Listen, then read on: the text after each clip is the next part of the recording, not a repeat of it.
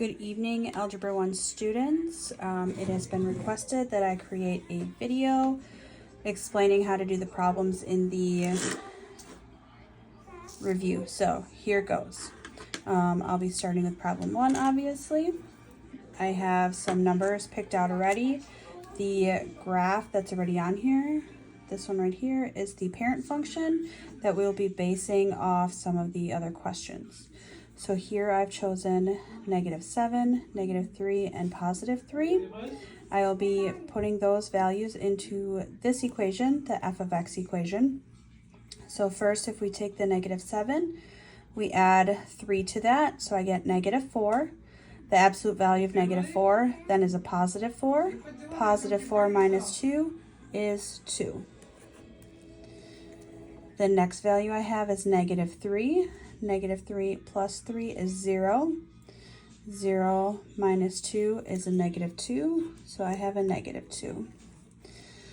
The next value I've chosen is 3. 3 plus 3 is 6. 6 minus 2 is 4. You can choose any values between -10 and +10 for this problem, and your answers will be just fine. These are the values that I've chosen. So now I'm going to count to find my values. So the first one is -7 and 2. So I'm going to count 1, 2, 3, 4, 5, 6, 7. And then I'm going up to 1 and 2. My point is going to be at that spot. I've already done -3 and 2. That point is right there. And the last point I've chosen is 3. So the y value associated with that is 4. So I'm going to count 1, 2, 3, and go up 4. 1, 2, 3, and 4. I'm then going to connect these dots.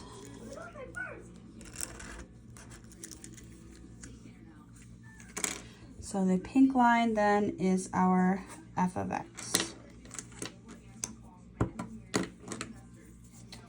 The next one we have to do then is the g of x, which is the negative absolute value of x plus 3. Again, I'm going to choose some values for x. I'm going to do -2, 0, and +2. Again, you can choose any values between -10 and +10 for this problem. So my first value here is -2. The absolute value of -2 is +2. I have a negative symbol out front, making it a -2 again. -2 plus 3 gives me a +1. The absolute value of 0 is going to be 0. 0 cannot be negative or positive, so it's going to stay 0. 0 plus 3 is 3. My last value I've chosen is 2. The absolute value of 2 is 2. I have my negative symbol outside, making it a -2. Plus 3 gives me a +1. I'm going to go ahead and graph those as well. So my first value is -2 and a +1. So I'm going to count 1, 2. To the left, that's my negative. 1 value up. My next value then is 0, 3. I'm not going left or right, I'm just going up. 1, 2, and 3. And my last value is 2, 1. So I'm going to count 2 to the right, 1, 2, and 1. I'm then going to connect my lines, and there is my g of x. You can label these as well. I've used colors to differentiate them, so you don't have to, but it's easier to tell which is which if you label them.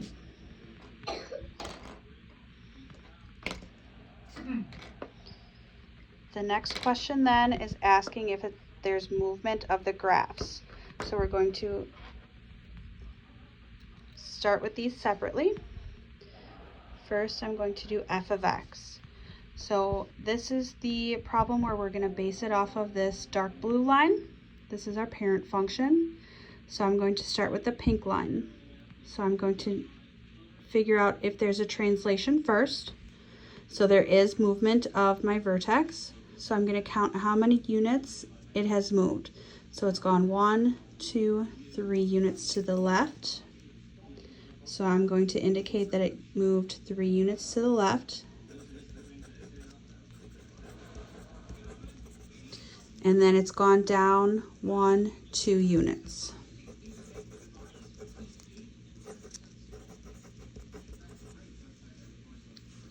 There is no reflection. It is facing upward as this blue line is facing upward, and there is no stretch or compression. So all we're doing is 3 units left and 2 units down.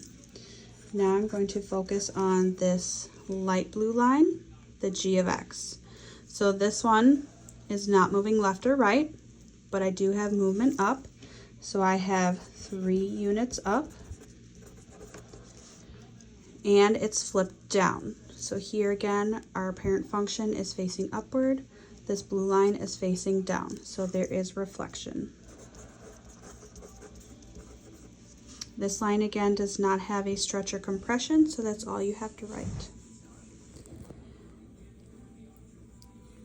The next problem, C, is asking where the points of intersection are. So I'm going to go back to look at my graph and see where they cross. So I have an intersection there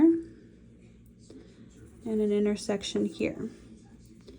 So my first point of intersection, it doesn't matter which one's first. I'm going to count the one on the left. So I'm counting 1, 2, 3, 4 units to the left. So that makes it a -4. And 1 unit down, which makes it -1. The other point I have is right here. I'm going to count 1 unit to the right, which gives me an x of 1. And I'm going to count 1, 2 units up. So I have 2 units. So those are the x and y values of my points of intersection. Problem 2 then is a multi-step problem. So we're finding f of 1/3, f of 3, g of 4, and g of -3. We're replacing these two values into this first equation, f of x equals x squared, and the second two values into the second equation, g of x equals x times the absolute value of x. So we will start with our first equation. So I have f of x equals x squared. My first value to replace is 1/3. So I'm going to do f of 1/3 equals 1/3 squared, as I'm replacing the x values with the values that are given. If I write this out, I have 1/3 times 1/3, because this exponent is telling me how many times I'm multiplying the values. It's telling me I'm multiplying 1/3 twice. 1/3 times 1/3. If I multiply those across, I have 1/9. And that problem is done. The next value I have is 3. So I'm going to replace my x with a 3. So I have 3 squared. 3 squared, or 3 times 3, is 9. So our f values are done. F of 1/3 is 1/9. F of 3 is 9. Now I'm going to go ahead and start with my g of x. So g of x equals x times the absolute value of x. The first g value that is being requested is 4. So g of 4 equals 4 times the absolute value of 4. The absolute value of 4 is 4, because I'm getting a positive value when I take the absolute value. 4 times 4 is 16. The next value I have is g of -3. So g of -3 equals -3 times the absolute value of -3. The absolute value of -3 is a positive 3. So I have -3 times positive 3, which gives me a -9. So that is the first page.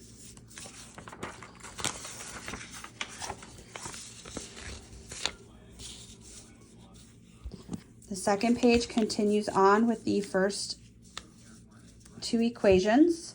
So if you need a refresher, we have f of x equals x squared, and g of x equals x times the absolute value of x. So we're replacing these two values into these equations and adding them together. So first we'll start with f of x as x squared. I'm replacing the f of x with negative 37.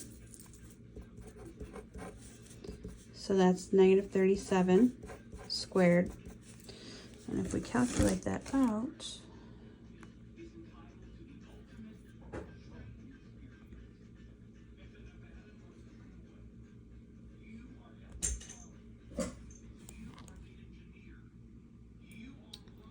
sorry, I didn't have this ready. Stop. Okay.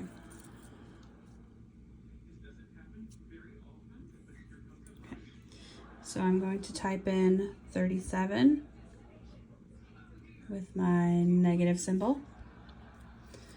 And this is the button for squaring it. So I'm going to square that. I get a value of 1,369. So I'm going to write 1,369. Now I'm going to do g of x, which is x times the absolute value of x. Again, I'm going to replace that with a negative 37. So that is a negative 37 times the absolute value of negative 37. This then equals negative 37 times a positive 37, because the absolute value is always going to be positive. If I put that into my calculator, I'm going to have 37 negative times a positive 37, which is going to give me a negative 1,369. So I have a negative 1,369. Now the problem is asking us to add these two values together. So I'm going to take 1,369 plus a negative 1,369, or 1,369 minus 1,369, which is 0. Now here, problem C wants us to compare them. How are they alike? How are they similar? So the easiest way to explain this is that if I have positive values, I'm going to get the same answer. But if I have negative values, I'm going to get the same value, only in a negative form. So that's how you need to explain part C. Part D then is trying to find a value where I add these two numbers together and I get a negative 100.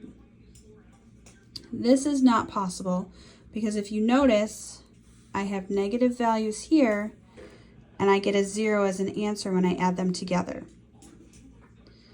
Also, when I take the absolute value and a square number, I'm going to get positive values. So there's two reasons why you're not going to get a value here.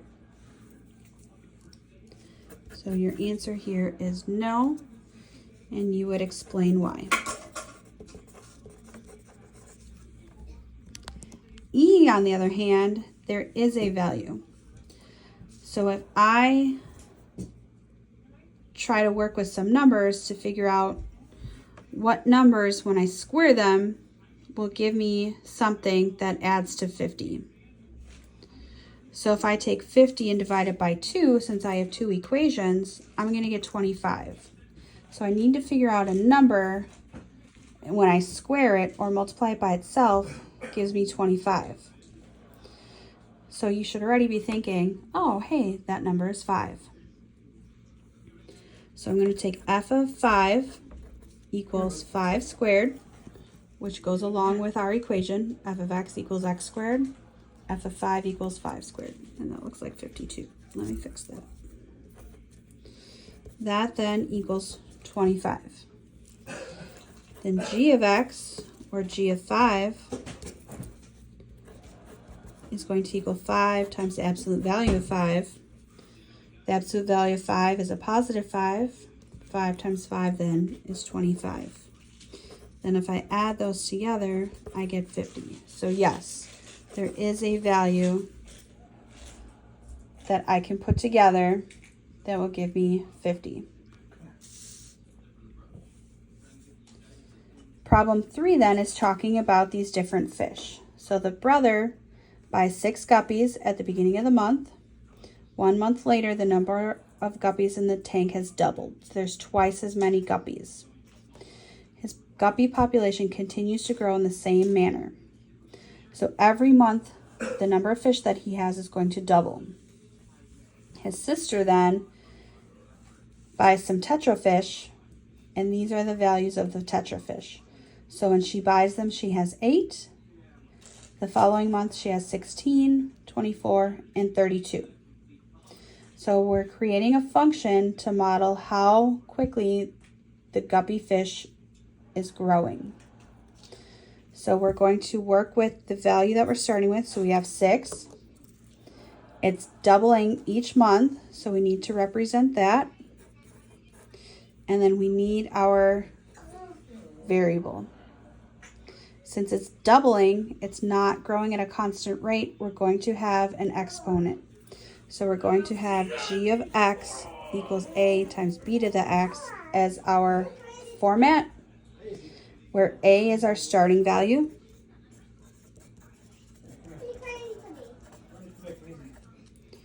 b is how it's changing, and then x is our exponent of time. So this is f of n.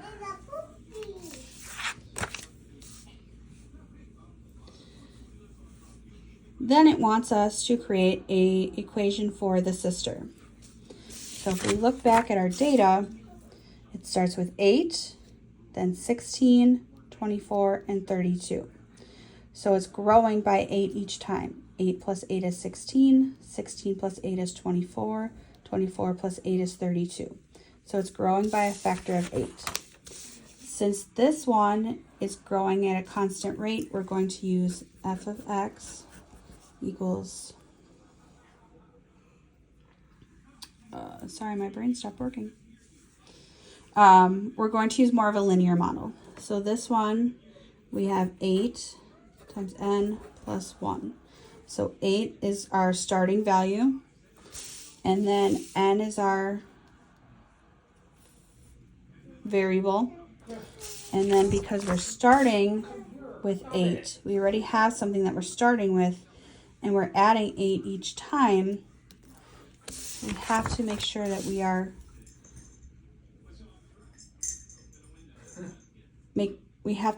we're getting to that 8 and adding each time. So then it wants to know how many guppies will there be after 1 year. So we're going to come back to our original equation, 6 times 2 to the n. So I have 6 times 2 to the n. Our n then is going to be 12 because we have 12 months in a year. So I'm going to have 6 times 2 to the 12. When I put that in my calculator, I have to do it a little bit backwards. So I'm going to go 2. This is where you're going to use your XY button. 12. You have to push equals, otherwise your order of operations isn't going to work properly. And then I'm going to multiply times that original 6. So the value then is 24,576. Question D then is asking how many tetrafish. So how many fish will the sister have after 1 year? So I'm going to do the same process. So I have 8 times n plus 1. My n is going to be 12 again. So now I'm going to replace my n in the equation with the n value that I have. So 8 times 12 plus 1, as I'm just following the equation, equals 8 times 13. If I put that into my calculator, I'm going to have 8 times 13, or 104. So here, problem E is asking you to compare the two fish growth populations. So this one, you can answer however you like.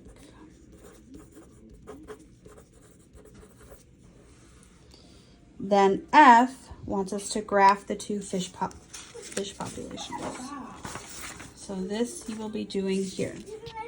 And you can put this however you like. So the guppy we had as 6 times 2 to the n, and the tetra was 8 times n plus 1. So here you're going to do a t-chart again, and you're going to pick some values for your n. It's a fairly small graph, so you can pick smaller values. We already have values for the tetras, so you can actually skip that one. You don't have to do it, or you can choose new values. So I'm going to pick 2, 4, and 6 for both of them. So again, I'm going to come over to my calculator.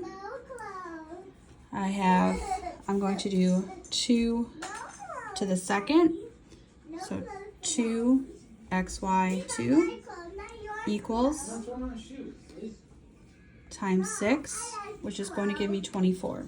So after 2 months, I'm going to have 24 fish, and I'm going to repeat the process. So I have 2xy4 as I'm following my equation. That gives me 16. Multiply times 6 gives me 96. And then one last time, 2xy6, that gives me 64 times 6 equals 384. Hey, monkey. My cute kiddo's trying to help me. All right. So there is our guppy population. Now we are going to work with the tetras. So order of operations tells me to do the inside first. So my first value that I'm choosing is 2. 2 plus 1 is 3 times 8 is 24. I'm going to do the same thing with the second one. So I have 4 plus 1 is 5 times 8 is 40. And then my last value is 6. So 6 plus 1 is 7 times 8 is 56. Now I need to graph these. I'm going to use blue for the guppies and pink for the tetras. Now again, I have a small graph, so I need to figure out how to put this together. This 384 is kind of big, so I'm actually going to do something a little bit smaller. So I'm going to do 3 and redo my equation. So I'm going to do 2xy3, that gives me 2 to the third equals 8. Let me do that again. 2xy3 is 8 times 6 is 48. So I have 48 fish after 3 months. This is a basic 10 by 10. So I'm going to do each of these as 10. So my first one is 2 and 24. These x values I'm going to use as 1. The y values I'm going to do as 10. So I'm going to come over to 1, 2, and count up about 2.5. 1, 2, and put a dot roughly there. The next value I have is 3 and 48. So I'm going to come over to 3, and I'm going to count almost to 5. 1, 2, 3, 4, and 5. And the last value I'm going to do is 4 and 96. So again, I'm going to count 1, 2, 3, 4. And I'm going to go up almost to 10. 1, 2, 3, 4, 5, 6, 7, 8, 9, and 10. And as we started with 6, I'm going to put a dot there to show our starting value. So then I'm going to connect these. And it is a curved line, curved-ish. Now I'm going to do the same thing with the tetra population. So I'm going to go over 2, 1, 2, and go over about 2.5. As you can see, these values are exactly the same. So my dot is going to be in the same place. Next, I'm going to do 4 and 40. So I'm going to count 1, 2, 3, 4, and count up 4 as these are each 10. 1, 2, 3, and 4. And the last one is 6 and 56. So I'm going to count over 6 and between 5 and 6 going up. 1, 2, 3, 4, 5, 6. 1, 2, 3, 4, 5. And right about there. And then I'm also going to put a dot as my starting point, just a little bit below that first line to represent the 8 fish. So then I'm going to connect these, and there is the tetra population.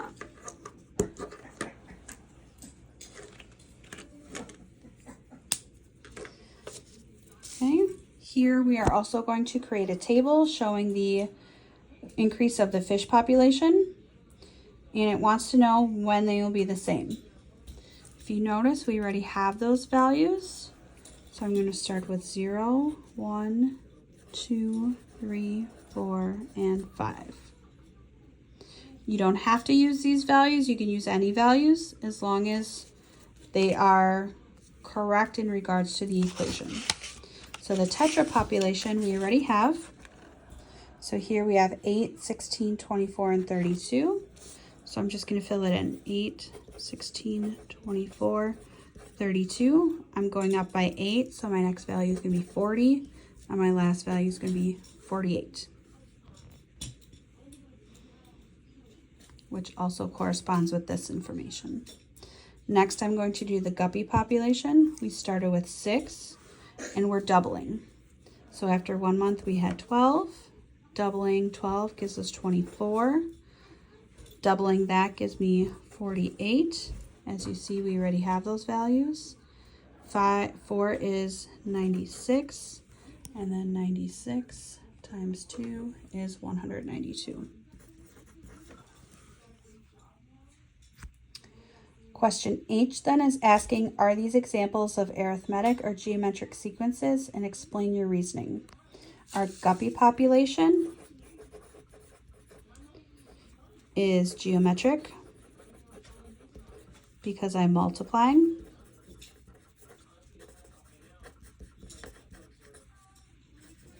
I'm multiplying a constant value. The tetra population is arithmetic because you are adding a constant value.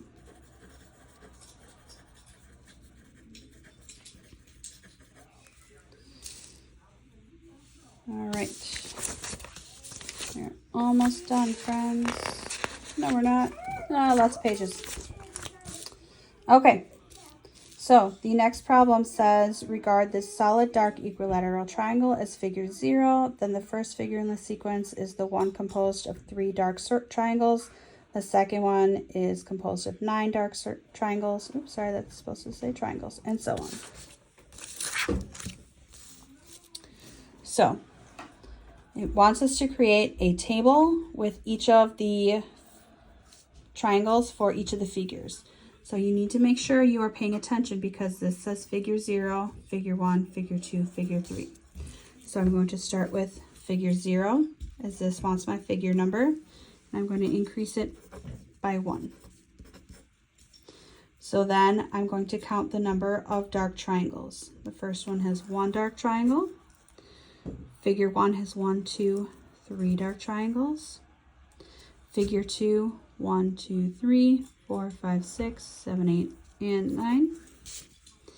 And then figure 3, 1, 2, 3, 4, 5, 6, 7, 8, 9, 10, 11, 12, 13, 14, 15, 16, 17, 18, 19, 20, 21, 22, 23, 24, 25, 26. That should be 27.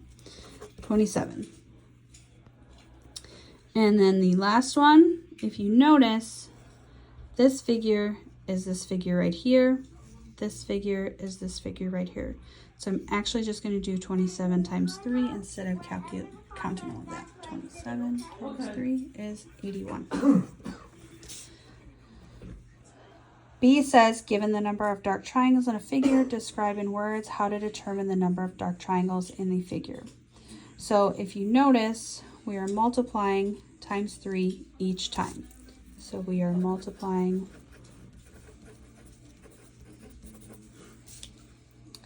So then question C, hey monkey, is asking us to create a function that models a sequence. So it wants a equation. So we're going to do f of x as that indicates a function. And then we're going to figure out how to represent this in an equation. So we understand we're multiplying by 3. And then we need to figure out how it relates to the figure numbers. So 3 to the 0 would be 1. 3 to the first would be 3. 3 squared is 9. 3 to the third is 27. So I'm going to have 3 to the x as my equation. All right, moving on. Question 4. The graph of the piecewise function f is shown below. So these are our equations. These are the rules. So we're going to have these equations between these values. Another color.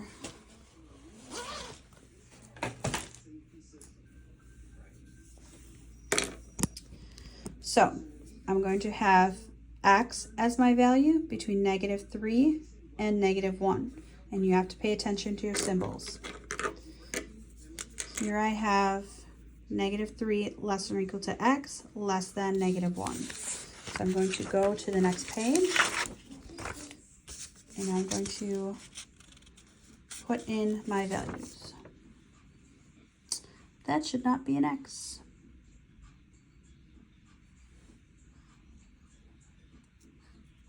Oh, I see it.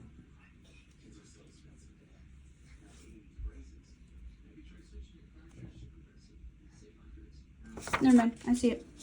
Mom, okay. When will you be done working? Almost, baby. Just a little bit longer, okay? Okay. I'm sorry. Why don't you go cuddle on the couch? You should actually go night-night, baby. No. It's 9 o'clock, kiddo. You need to go night-night. If I have to go night, you have to go night. I'm trying to go night-night, baby. Just a little bit longer, okay? I know this is taking longer than mommy wants. Okay. So my first value is x between -3 and -1. So my x is going to be -3. So when my x is -3, my y is going to be -3. So I'm going to find -3 and count 1, 2, 3. When my x is -2, my y is going to be -2. And then when my x is 1, I'm going to have an open circle. So I'm going to have a line connecting those that way.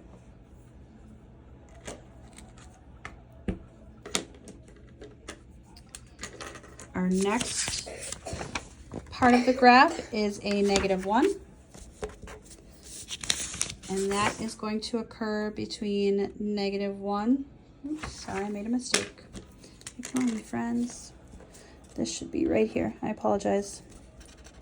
That is not correct. Okay, let's try this again. So I have -1 between -1 and 0.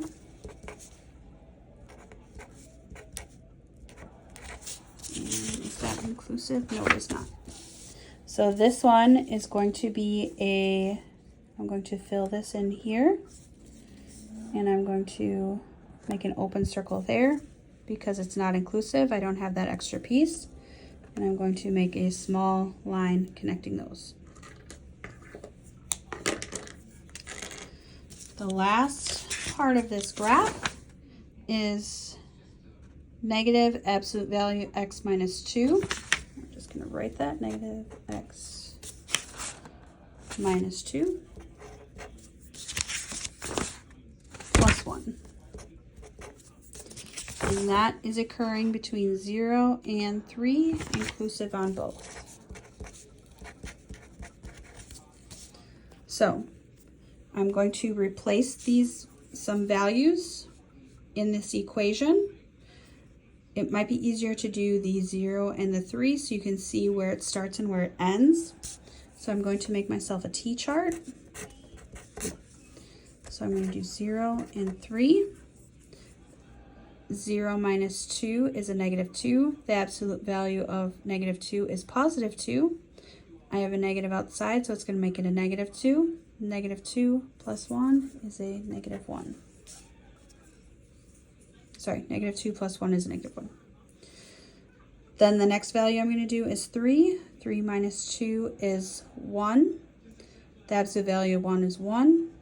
I have a negative outside, so it's a negative 1. Negative 1 plus 1 is 0.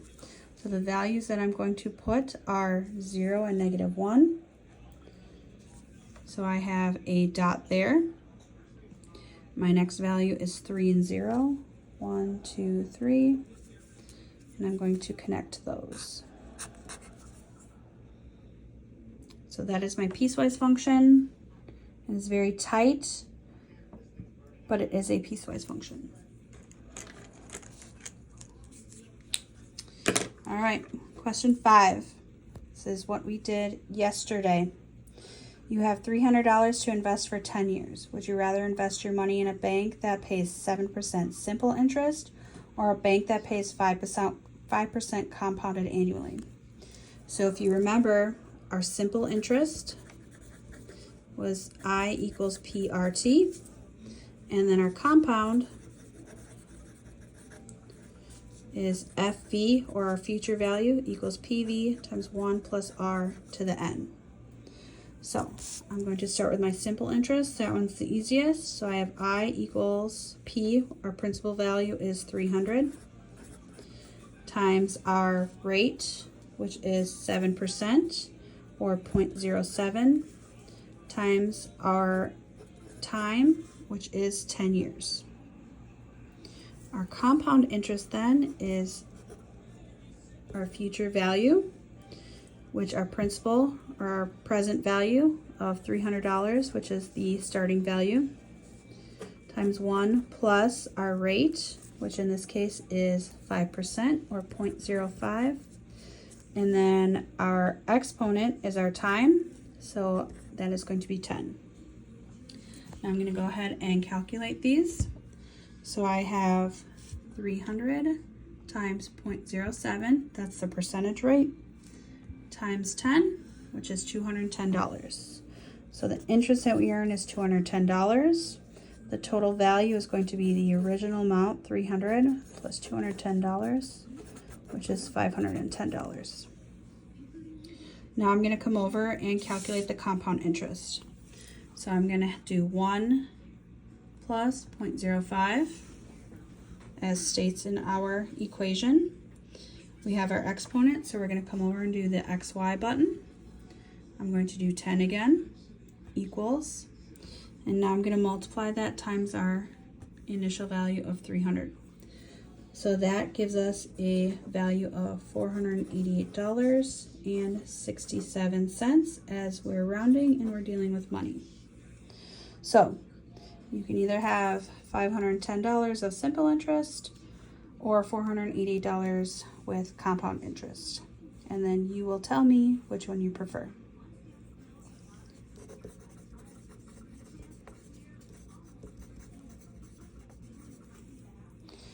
All right, next we are identifying the equations as exponential growth or decay. So if you remember, growth are larger than 1, and decay is smaller than 1. So we need to figure out which of these values is growth and which ones are decay. So we're looking at the values that are directly next to our exponent. Those are going to tell us if we have growth or decay. So this first one, A, is 3/5. It's directly next to our exponent. This one is smaller than 1, so this one is going to be decay. Our next value is 4/3. That's the value directly next to our exponent. which indicates if we have growth or decay. This one, 4/3 is larger than 1, so we have growth. C then, I'm looking at the value that's directly next to our exponent that's being multiplied by our exponent. This one's 4, this one's larger than 1, so again we have growth. And then lastly, problem D, I have 1/4, the number that's directly next to our exponent. This one is smaller than 1, so I have decay. Problem 7 then, we are determining the domain and range of the functions. The domain is the value that we're starting with. The range is the value that we're ending with. In these cases, we don't have values, we just have scenarios. So you need to figure out which comes first. So your domain is what comes first. So you need to tell me, for this example, I have the assignment of jersey numbers to soccer players. So do we have the jersey numbers first or the soccer players first? So we can't really give out jerseys unless we have players. So here, the players are the domain, the range is the jersey. Here we have the assignment of U.S. citizens to Social Security numbers. The domain again is what we start with, the range is what happens. So the domain is the citizens. The range is the Social Security number. Because again, we can't give out a Social Security number unless we have a citizen. All right, problem C then, the assignment of students to lockers. So here we have the domain and the range. This one can actually be either. You can either start with the lockers and have the students, or have the students and give them the lockers. Typically, you need the students first to give them the locker, but you also need students, you need lockers to give to students. So this one could be either.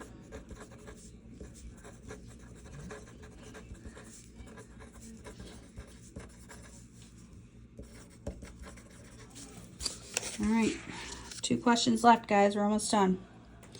Okay, so problem 8 now is asking us to determine which of the following graphs are functions based on the vertical line test. So if you remember, when we're doing the vertical line test, we're moving the pencil across from left to right, and if the pencil touches more than one point at any time, it is not a function. So let's start down here on the bottom right. If I start left to right, there are points where my pencil is going to touch more than one point. So this one is not a function. If I move down here to C, if I start left to right, and I apologize, this graph is kind of small,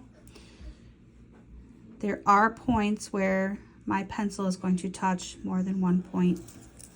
This one is not a function. Up here on the top right, I'm going to do B. So I'm going to move it straight across. So again, there are instances where my pencil would touch more than one part of the graph at the same time. So by elimination, A is our answer, but we can double check this. So if I move my pencil from left to right, there is no point of this graph where my pencil is going to touch more than once. All right, last problem, and it should look very, very, very familiar as it was on your last test. Jordan was studying the following functions. Jordan said that the linear functions and exponential functions are basically the same. Jordan based the statement on plotting the points x equals 0 and x equals 1 and graphing the functions. Help Jordan understand the difference between linear functions and exponential functions by comparing and contrasting f and g. Justify your answer. So the most important thing to remember for this one is 3 points determine a line.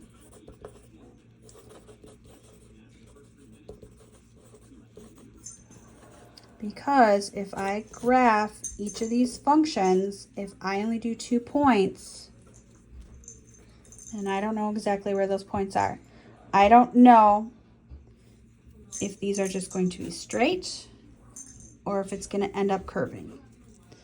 Because with 2 points, I'm not going to see that movement. I'm just going to be able to connect them, and I can't tell if they are a straight line, if they are curved. Maybe it's one of these crazy things. I don't know. So I need at least 3 points to tell me what the direction of that graph is going to look like. So again, you can answer this however you want, but do remember that 3 points make a line.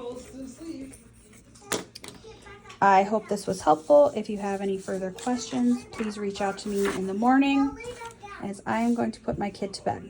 Good night.